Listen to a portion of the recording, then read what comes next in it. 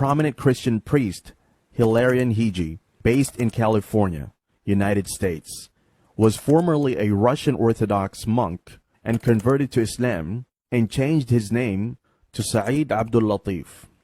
In a blog post about his journey to Islam, Hilarion Hiji expressed his decision as a reversion to Islam and that it was like coming home. According to him, he felt a spark of Islam since 20 years ago, but he stated that he truly accepted Islam when he announced it. He says he feels a sense of peace, joy, and relief upon entering Islam, and now he's on his journey to learn more about the religion and develop a deeper love for the Ummah, for the Prophet, and for the Deen.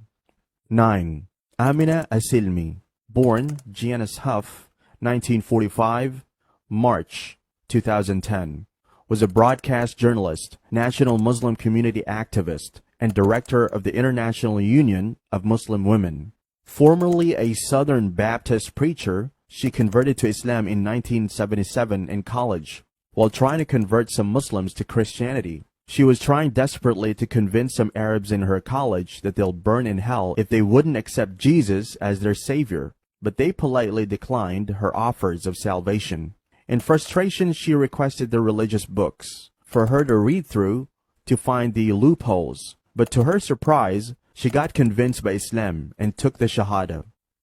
10. Anthony George Baker was an American Protestant clergyman and medical doctor who converted to Islam. He had connections with other converts to Islam in the U.S. and is known to have published an article showcasing the relationship between medieval Christians and Muslims in Jerusalem. He was known for his lectures on Islam too. 11. This was what happened to the former British Catholic priests Idris Tawfiq on reciting Islam's holy book, the Quran, to his students at a school in Britain, and this was one of the important steps in the journey of conversion to Islam.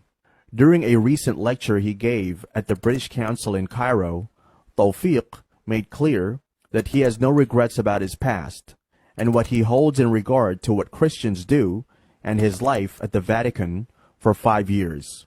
He says he enjoyed being a priest helping the people for some years. However, deep inside he was not happy, and he felt that there was something not right. A second important coincidence for Tawfiq was his decision to quit his work at the Vatican, a step followed by making a trip to Egypt. This was his first introduction to Muslims in Islam, and he noticed how Egyptians are such gentle, sweet people, but also very strong. Like all Britons, his knowledge about Muslims up to that time didn't exceed what was on the TV about suicide bombers and fighters, which gave the impression that Islam is a religion of troubles.